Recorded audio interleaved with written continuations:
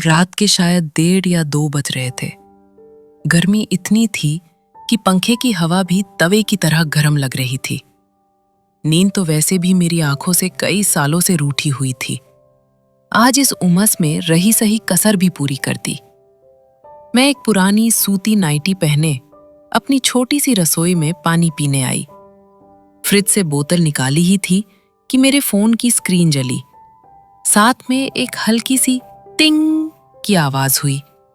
मैंने टाइम देखा। इस वक्त किसका मैसेज आ सकता है? मैंने स्क्रीन अनलॉक की। व्हाट्सएप पर मैसेज था, राहुल का। राहुल, मेरे ठीक बगल वाले कमरे में किराए पर रहने वाला वो 25 साल का लड़का। हमारे कमरों के बीच में बस बालकनी की एक छोटी सी आधी दीवार का फासला था।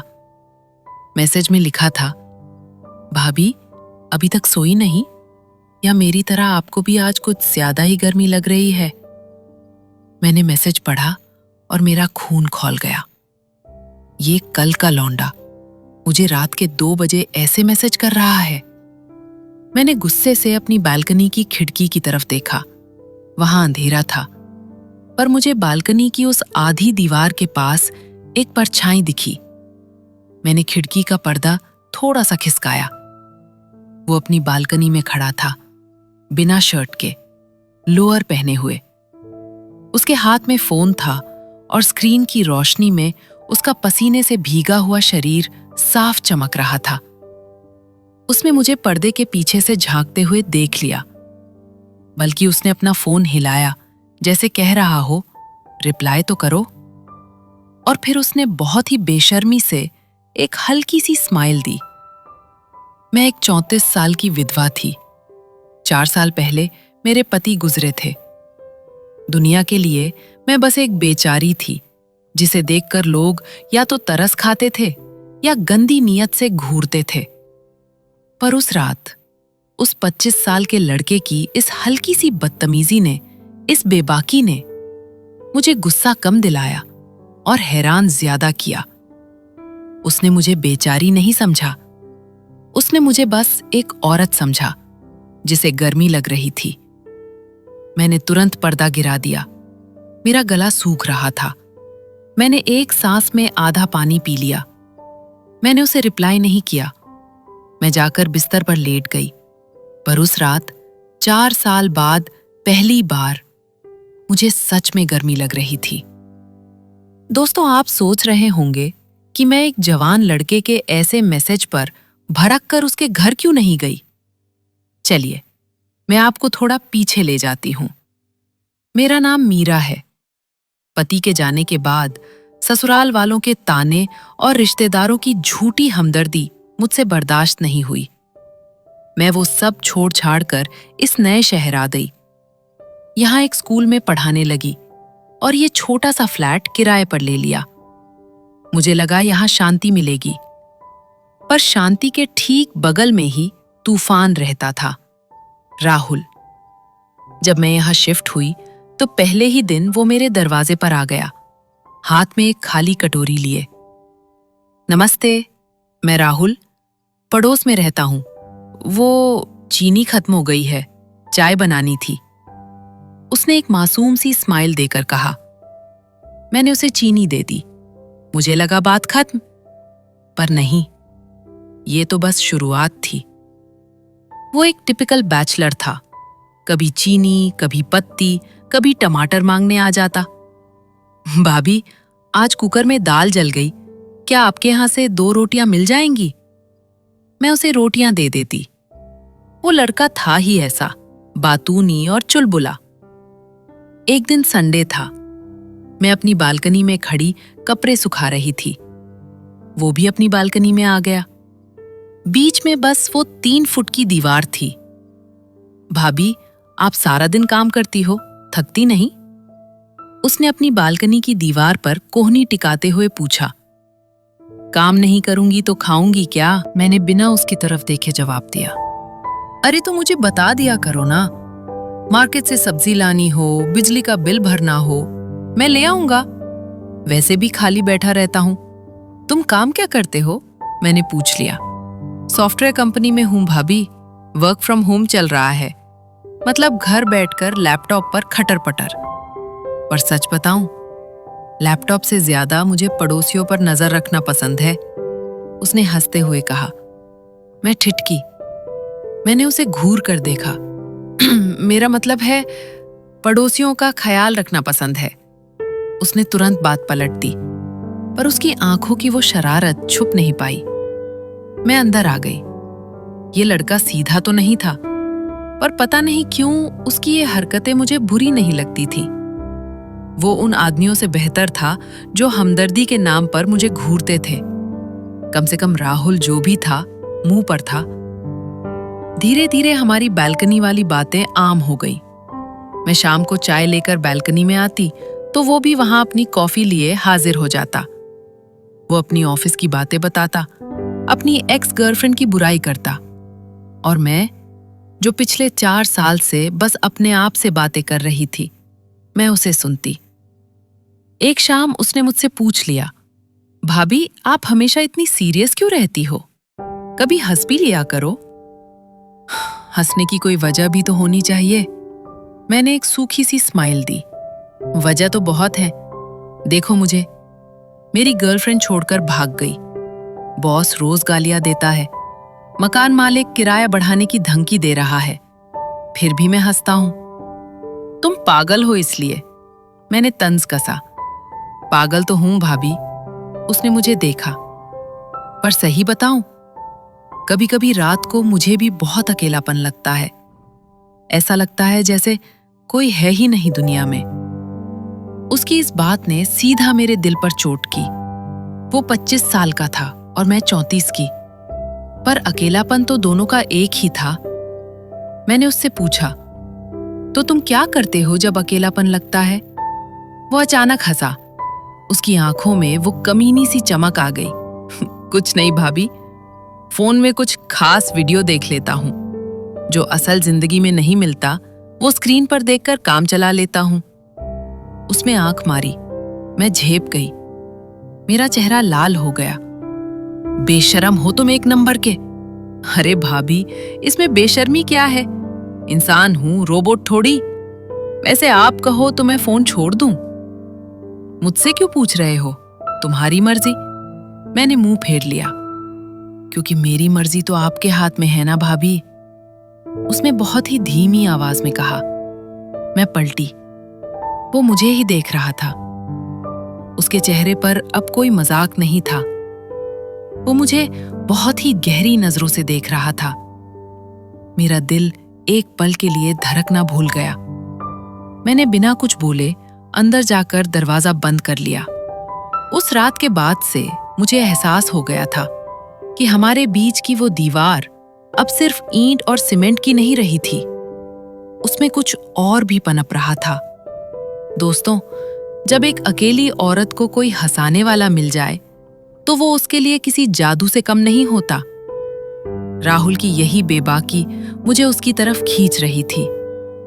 अगर आपको भी राहुल का ये मुंहफट अंदाज पसंद आ रहा है, तो इस कहानी को एक लाइक जरूर कर दें। गर्मियों का मौसम था।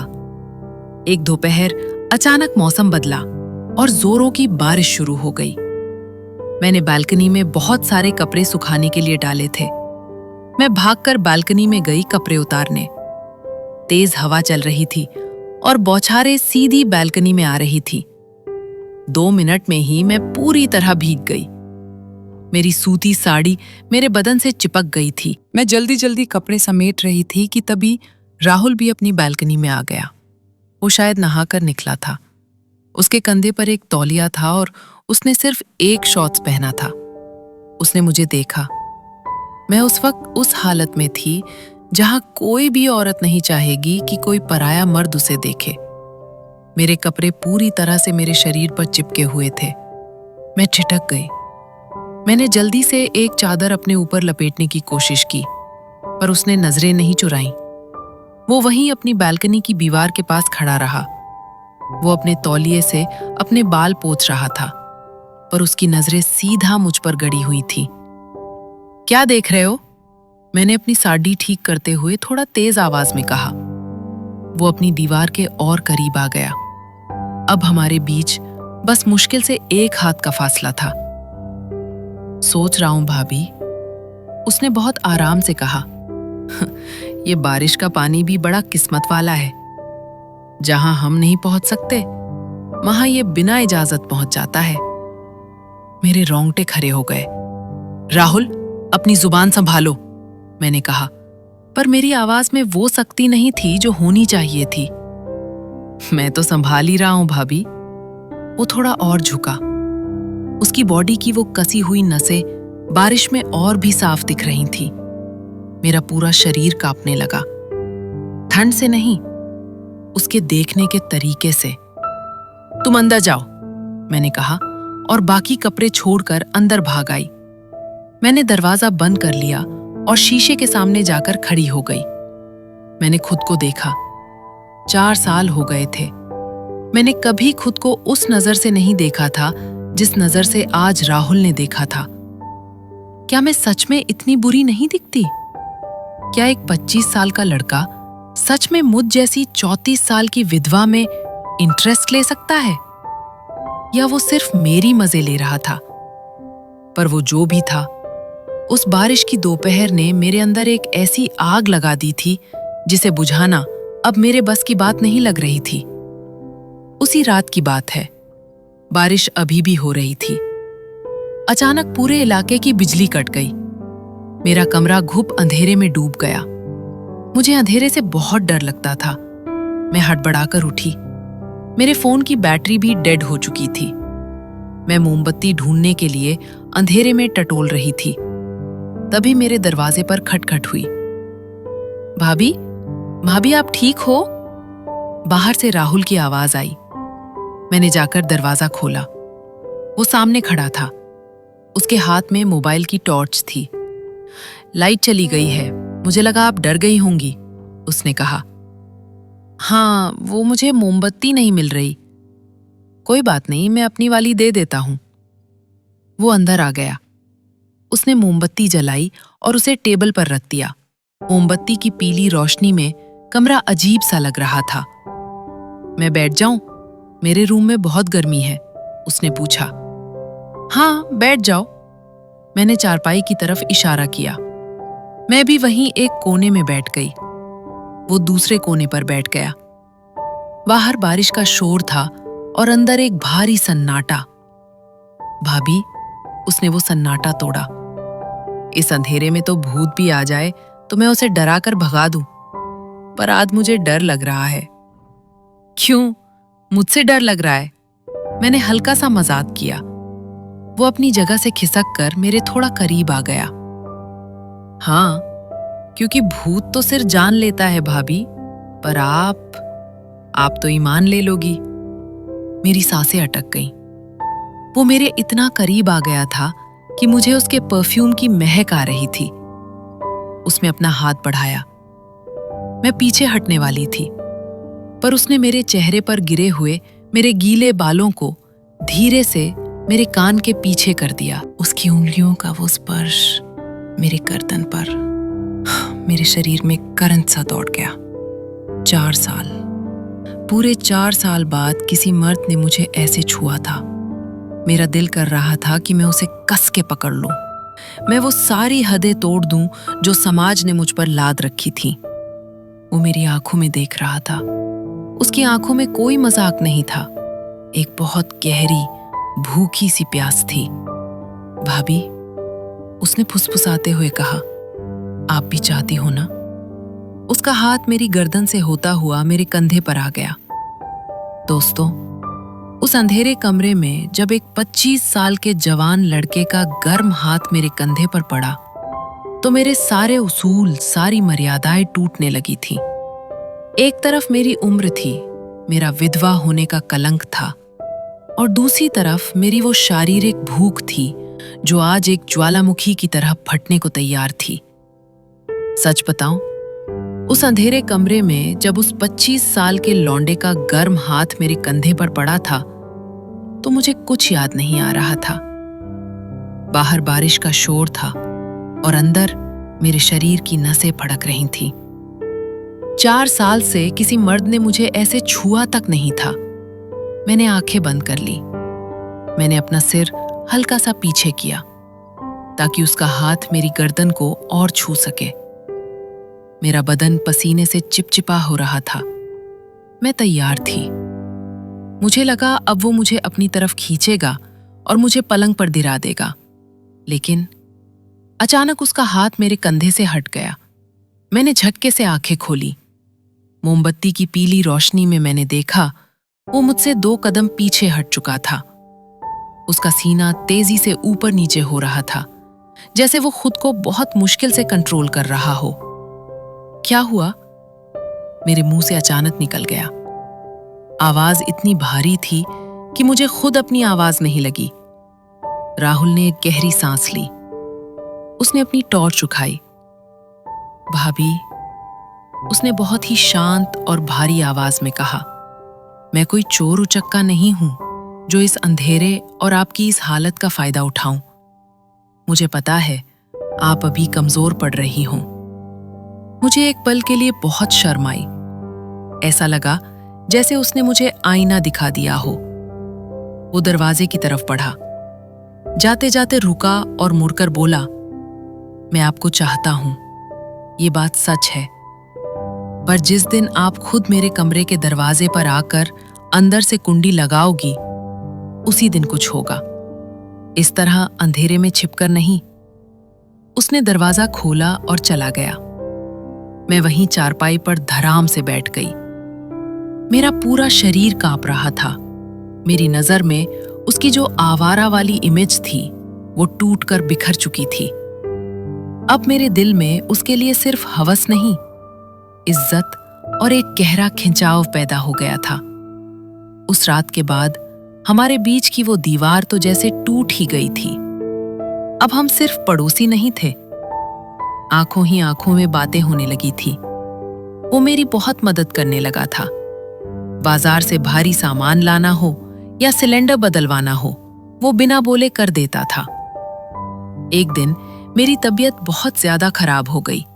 तेज बुखार था। बदन ऐसे टूट रहा था जैसे किसी ने लाठियों से पीटा हो। मैं बिस्तर से उठ भी नहीं पा रही थी। राहुल को पता चला तो वो सीधा मेरे कमरे में आ गया। उसने मेरे माथे पर गीली पट्टियां रखी। रसोई में जाकर अपने हाथों से खिचड़ी बनाई और मुझे खिलाई। वो मेरे माथे पर बाम रगड़ रहा था। उसकी उंगलियों में जो एक नरमी थी वो मुझे अंदर तक सुकून दे रही थी। राहुल, मैंने कमजोर आवाज में पूछा, तू मेरा इतना ख्याल क्यों रखता है?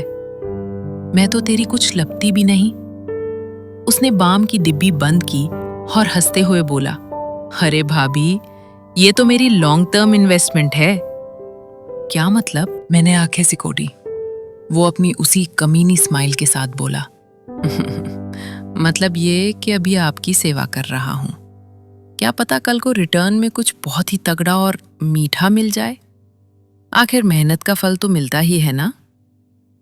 मैंने उसकी बाह पर एक हल्का सा थप्पड़ मारा। कमीने, तू कभी नहीं सुधरेगा। सीरियस बात में भी तुझे अपनी घटिया बातें घुसानी है। अरे भाभी, ये घटिया कहाँ है? ये तो कॉमर्स का सीधा सा रूल है। वो ठहाका मारकर हंसने लगा। उसकी इस बेबाक बातों ने मेरा बुखार भी जैसे आधा कर दिया था। मुझे उसके साथ बहुत हल्का और सुरक्षित महसूस होता था। कुछ दिन बाद की बात है। मैं मोहल्ले की किराने की दुकान पर गई थी। वहां एक 55 से 60 साल का बुढ़ा रहता था, वर्मा जी। उसकी नजरें बहुत ही गंदी थी। वो हमेशा औरतों को ऐसे घूरता था जैसे उन्हें कपड़ों के आर पार देख रहा हो। मैं सामान ले रही थी, तभी वर्मा जी मेरे बिल्कुल पीछे आकर खड़े हो गए। उन्होंने जानबूझकर अपना कंधा मेरे कंधे से रगड़ा। मुझे इतनी घिन आई कि मैंने तुरंत पीछे मुड़कर उन्हें घूरा। ये क्या बदतमीजी है वर्मा जी, दिखाई नहीं देता क्या? वो बुढ़ा बेशर्मों की तरह दांत निकालकर बोला, अरे मीरा जी, गलती से लग गया। वैसे भी इतनी भरी पूरी जवानी लेकर चलोगी तो कोई भी टकरा जाएगा। अकेली रहती हो, कभी हमें भी सेवा का मौका दो। मेरे आंखों में आंसू आ गए अपमान से।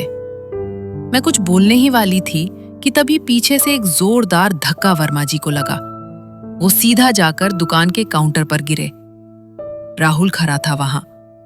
उसका चेहरा गुस्से से लाल हो रहा था। उसकी गर्दन की नसें तनी हुई थीं। उसने आगे बढ़कर वर्मा जी का कॉलर पकड़ लिया और उन्हें हवा में उठा दिया। बुढ़े! राहुल दहाड़ा। अगर आज के बाद तेरी ये सड़ी हुई आंखें मेरी भाभी पर उठी ना, तो आंखें निकालकर गोटियां खेलूंगा, समझ में आया? तेरी वो उम्र है जहां तुझे राम राम करना चाहिए, और तू यहां? अगली बार दिखा तो टांगे तोड़कर हाथ में दे दूंगा।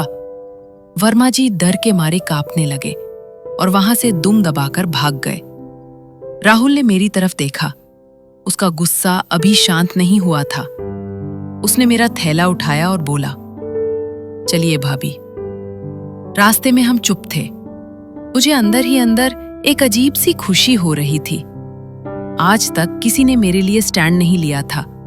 ससुराल वालों ने मुझे डायन कहा, पड़ोसियों ने ताने दिए, पर इस 25 साल के लड़के ने आज भरे बाजार में मेरी इज्जत के लिए एक बुढ़े पर हाथ उठा दिया था। घर पहुंचकर मैंने उससे कहा, राहुल, तुझे ऐसा नहीं करना चाहिए था। वो उम्र में बड़ा है, बात बढ़ जाती। उसने मेरी आंखों में सीधे देखा। भाभी, जो आपकी इज्जत नहीं कर सकता, वो मेरी नजर में कुत्ता है, और कुत्तों की कोई उम्र नहीं होती। आप मेरी जिम्मेदारी हो। आप मेरी जिम्मेदारी हो। इन 4 शब्दों ने मेरे दिल पर जो वार किया था, वो मैं शब्दों में बता नहीं सकती। उस दिन मुझे पक्का यकीन हो गया था कि ये लड़का मेरे लिए कुछ भी कर सकता है।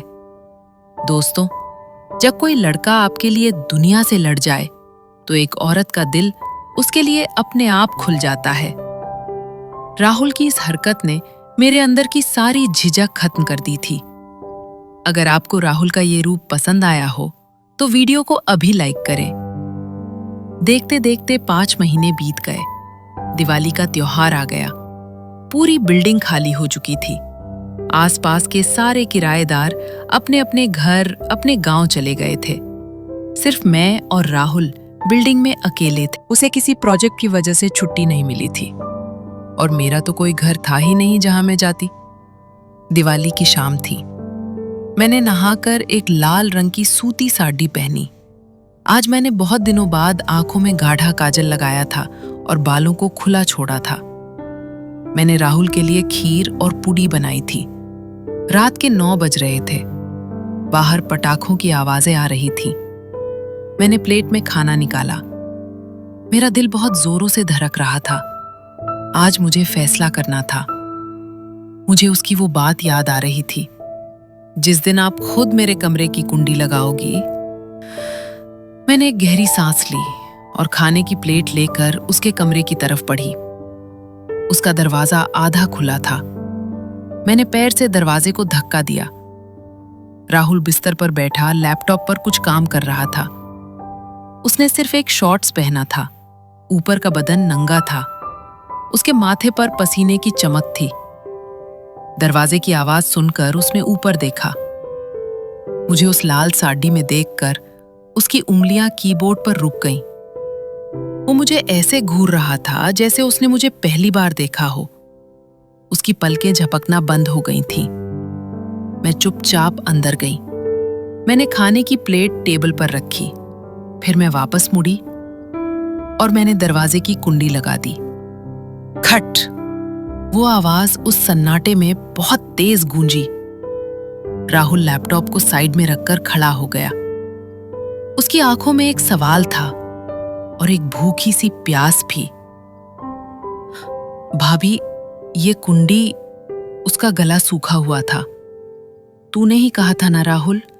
मेरी आवाज कांप रही थी, पर मेरे कदम उसकी तरफ बढ़ रहे थे कि जिस दिन मैं खुद दरवाजा खटखटाकर अंदर आऊंगी और कुंडी लगाऊंगी। मैं उसके बिल्कुल सामने जाकर खड़ी हो गई। हमारे बीच अब कोई दीवार नहीं थी।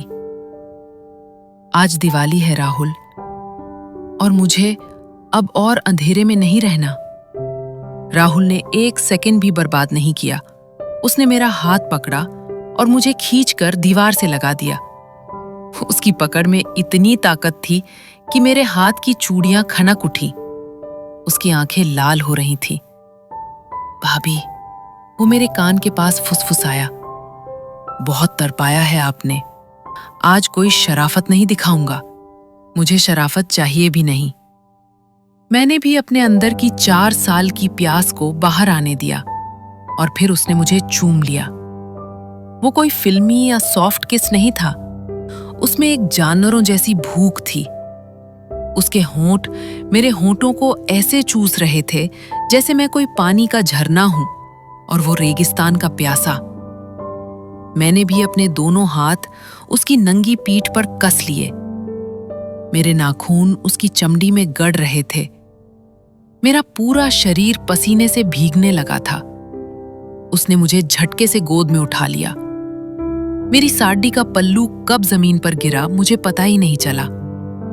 उसने मुझे बिस्तर पर पटक दिया और वो मेरे ऊपर आ गया। राहुल, मेरे मुंह से एक लंबी आह निकली। बाहर आसमान में पटाखे फूट रहे थे और अंदर उस छोटे से कमरे में 4 साल का सूखा खत्म हो रहा था। उस रात वहां कोई 34 साल की विधवा या 25 साल का लड़का नहीं था। उसने मेरी साड़ी के हर एक फोल्ड को ऐसे खोला जैसे वो कोई खजाना लूट रहा हो। पसीने की चिपचिपाहट, चारपाई की चरमराने की आवाजें और मेरी सिसकियां।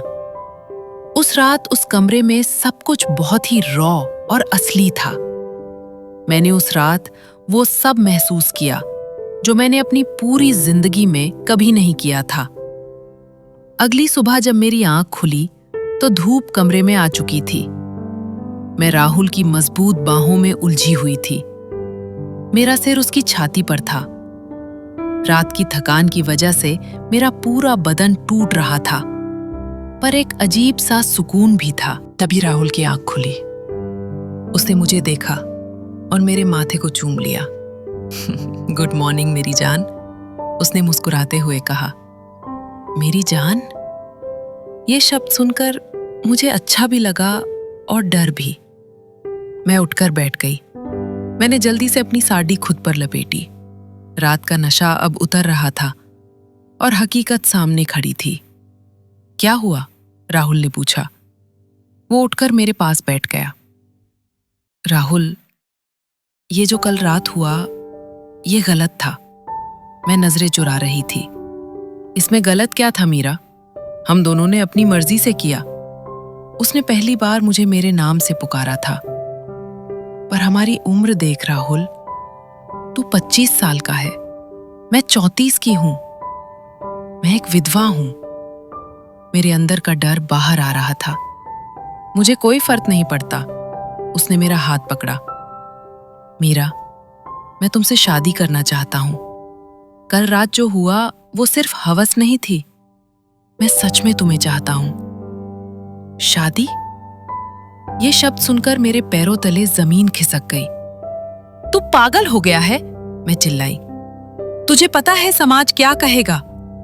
लोग मुझ पर थूकेंगे कि मैंने एक जवान लड़के को फंसा लिया। मेरे ससुराल वाले मुझे जान से मार देंगे। और 10 साल बाद का सोच राहुल, जब तू 35 का होगा, एकदम जवान, तब मैं 44 की हो जाऊंगी। तब तू मुझे छोड़ देगा किसी जवान लड़की के लिए। मेरे आंखों से आंसू बहने लगे। राहुल ने मुझे कंधों से पकड़कर हिलाया। मीरा, चुप हो जाओ। मैं वो घटिया आदमी नहीं हूं जो उम्र देखकर प्यार करे। मुझे तुम्हारे साथ रहना है। मैं आज ही तुम्हारे साथ कोर्ट में जाकर शादी करने को तैयार हूं। उसकी आंखों में सच्चाई थी। वो सच में मुझसे शादी करना चाहता था, पर मैं डरी हुई थी। मैंने अपना हाथ छुड़ाया और अपने कमरे में भाग आई। मैंने दरवाजा बंद कर लिया। मैं दरवाजे से टिककर नीचे बैठ गई। एक तरफ वो लड़का था जिसने मुझे मेरे अंधेरे से निकाला, मुझे फिर से जीना सिखाया, मुझे एक औरत होने का एहसास दिलाया। वो मुझसे शादी करने की जिद पर अड़ा था, और दूसरी तरफ ये जालिम समाज था।